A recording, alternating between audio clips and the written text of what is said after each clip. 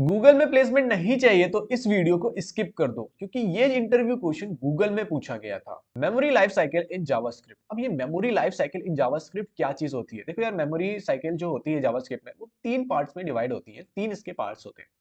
तीन पार्ट्स ये होते हैं। पहला होता है मेमोरी एलोकेशन, यानी जब हम लोग कोई एक वेरिएबल, कोई एक फंक्शन, कोई एक ऑब्जेक्ट को डिक्लेयर करते हैं, उसकी एक लोकेशन जो है वो अपने बेसिकली मेमोरी में क्रिएट करते हैं, तो उसको हम लोग कहते हैं मेमोरी एलोकेशन। इसको हम लोग इस तरह से समझ सकते हैं कि हम लोगों ने एक घर बनाया है ना, घर के लिए घर बनाया है, तो उसका अब हम लोग को एक एड्रेस मिल गया है।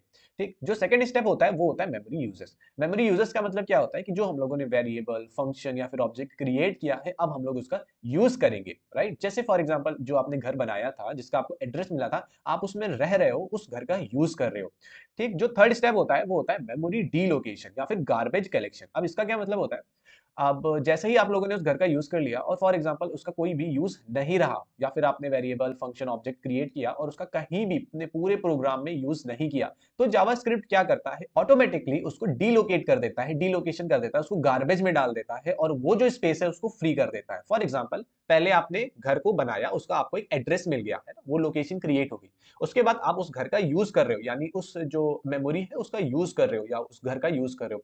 थर्ड, उस घर का यूज नहीं रहा आपको, अब आप देख रहे हैं, गवर्नमेंट देख रही है कि इस घर में अब कोई नहीं रहता है, तो अब गवर्नमेंट क्या करेगी? वो जो घर है उसको डिमोलिश कर देगी, उसको तोड़ देगी, खत्म कर देगी और उतनी पर्टिकुलर जो लैंड है, उसकी जगह है, उसको खाली कर देगी। तो ये सेम चीज जावास्क्रिप्ट में भी होती है, यानी memory allocation, memory usage and memory deallocation या फिर गार्बेज कलेक्शन। बाकी कमेंट सेक्शन में अपने तीन दोस्तों को टैग कर देना जिसको ये चीज पता होनी चाहिए। बाकी फॉलो कर लेना कहीं और इंटरव्यू क्वेश्चंस मिस ना हो जाए।